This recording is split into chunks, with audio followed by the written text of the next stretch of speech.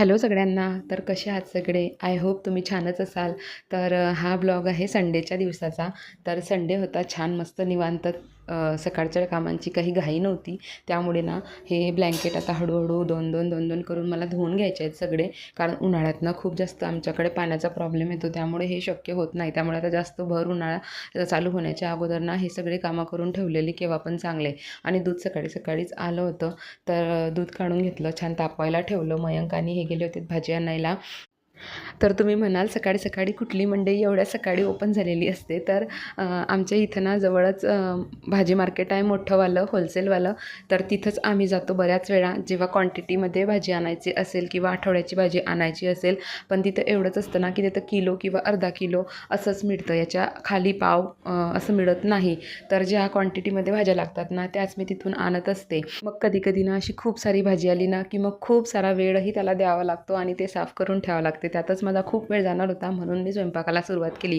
अगोदर चहा वगैरे सगळं आटपून घेतलं होतं आमचं, आणि मग नंतर स्वयंपाकाला सुरुवात केली. छान भरीत करायचं होतं, म्हणून भरतासाठी तयारी करून घेतली.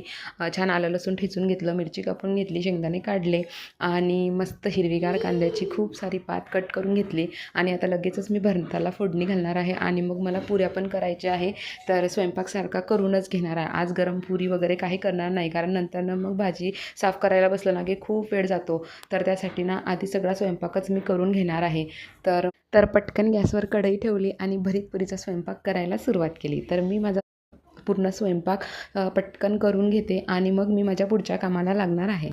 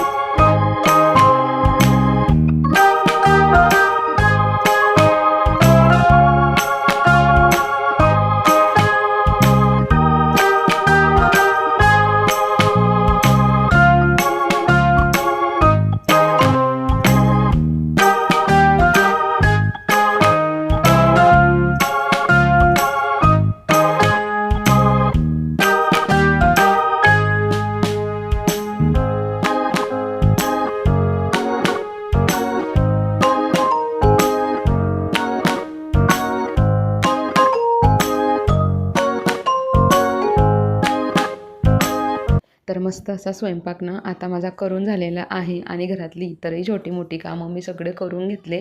फक्त आता जेवणं वगैरे आमचे बाकी आहेत. तर हे गेले आहेत खाली थोडा वेळ मुलांना घेऊन. तर म्हटलं चला आपल्या या कामाला आपण सुरुवात करून घेऊयात, म्हणजे यात पण खूप वेळ जाणार होता माझा. बघा तुम्हीच बघताय किती मोठ्या पालेभाज्या, फळभाज्या, सलाद आयटम, सगळे शेंगांच्या भाज्या त्या सगळ्याच आणलेल्या होत्या. त्यामुळे ना मला खूप वेळ लागणार होता हे सगळं साफ करण्यात. कधी कधी असंच होतं ना, संडेचा दिवस निवांतपणाचा असून सुद्धा इतकी एक्स्ट्राची कामं येतात की पूर्ण दिवस आपला त्यातच संपून जातो. पण हे पण करणं गरजेचं आहे, नाहीतर मग ना पूर्ण आठवडाभर आपल्याला याच गोष्टीची पंचायत होत असते. पण आज ना माझ्याकडे जाणून बुजूनच थोड्या जास्तीच्याच भाज्या आणलेल्या होत्या, म्हणून मला थोडं जास्तच काम होतं. त्यामुळे आजचा माझा संडे फुल वर्किंग डेच होता. तर चला मी माझं आता भाजीचं सगळं व्यवस्थित निवडून वगैरे छान स्वच्छ करून फ्रीजमध्ये ठेवून देते काही भाज्या, आणि ज्या मला साफ करून घ्यायच्या आहे तेवढ्याच फक्त मी आता बाहेर ठेवणार आहे. बाकी सगळ्या व्यवस्थित फ्रीजमध्ये ठेवून देते. आणि मी ना भाज्या लगेच वॉश करत नाही, कारण ना वॉश केल्यानं मग त्या पुसून सगळ्या कोरड्या करून स्वच्छ करून ठेवाव्या लागतात. लागतात आणि त्या सुकेपर्यंत ना छान बाहेर त्यांना थोडं हवा देण्यासाठी ठेवावं लागते. आणि ते तेवढं पसरवून घरात ठेवलं ना तर माझा श्रीने तर पूर्ण घरभर भाज्या पसरवणार.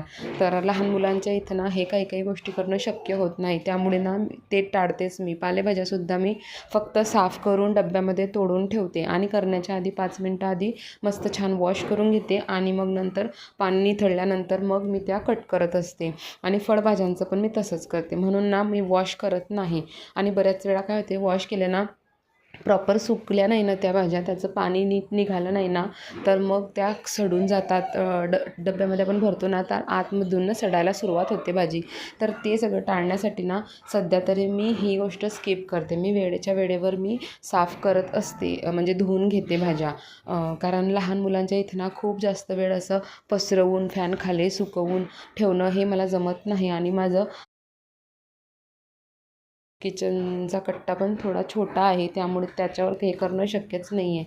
त्यामुळे मी हे सध्या तरी स्किप केलं आहे. पण तुम्हाला जर जागा असेल असं छान सुकवून, छान स्वच्छ धुवून व्यवस्थित ठेवण्यासाठी ना तर तुम्ही निश्चितच ते करा. कारण ना पुढचं काम खूप सोपं होते. 5-5 मिनटं जरी आपले वाचले ना तरी ते पुढच्या आपल्या कामात आपल्याला इन्व्हेस्ट करता येतात. तर मला सध्या तरी ते करता येत नाही. ज्यांच्याकडे लहान मुलं आहे त्यांना हे नक्कीच कळेल. तर असो, हे जे आहे ते आहे. आता मी माझ्या सगळ्या भाज्या छान तोडून छान डब्यांमध्ये भरून ठेवते. मला जिथं जिथं करायचं आहे शेंगा पण तोडून घेते. मिरच्या आणल्या होत्या, मिरच्यांचे ते नाके असतात ना ते काढून घ्यायचे होते. म्हणजे सगळा कचरा एकदा बाहेर पडला ना भाजीतला की मग मस्त डब्बे भरून ठेवायचे आणि आयत्या वेळेला घेतलं की वॉश करायचे आणि कट करायचे. तर चला, मी आता माझं काम पूर्ण करून घेते आणि मग व्यवस्थित फ्रीजमध्ये ठेवून देणार आहे. तर बघा, सगळ्या भाज्या वगैरे शेंगा तोडून मिरच्यांचे नाके काढून सगळं व्यवस्थित मी करून घेतलं. गिलकी, दोडकी, बटाटे हे सगळं आणलं होतं ना, काकडी ते मी आधीच फ्रीजमध्ये ठेवून दिलं होतं कारण इथं पण खूप राडा झाला होता त्यासाठी. आणि कचरा असा या पॉलिथिनमध्ये भरून बाहेर ठेवण्यासाठी काढून ठेवला.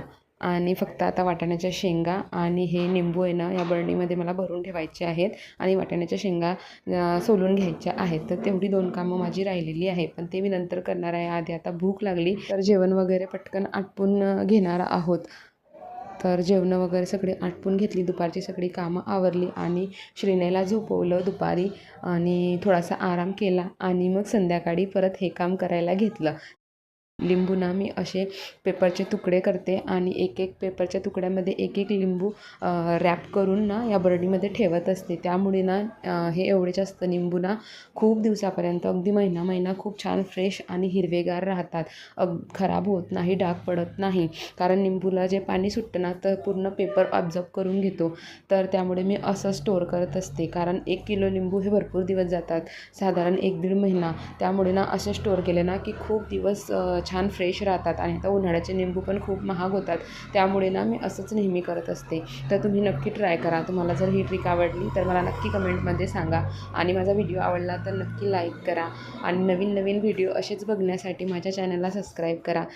तर आता हे पटकन निंबू रॅप करून ठेवण्याचं काम संपल्यानंतर मी लगेच वाटाण्याच्या शेंगा सोलायला घेणार आहे, कारण स्वयंपाकाला अजून वेळ आहे. तर माझं हे पण काम फिनिश होऊन जाईल आणि मग आजचं वर्क माझं डन होणार. तर आज असे भरपूर कामं केले. घरातले पण बाकीचे कामं असतातच की, हे एक काम जरी मी तुम्हाला दाखवलं तरी बाकीचे घरातले कामं आणि लहान मुलं, खाणं पिणं त्यांचं ते सगळं चालतंच. आणि एवढा सगळा असा काहीसा कामांचा आज माझा संडे होता. तर भेटू अशाच एका नवीन व्हिडिओमध्ये. तोपर्यंत सगळ्यांना बाय.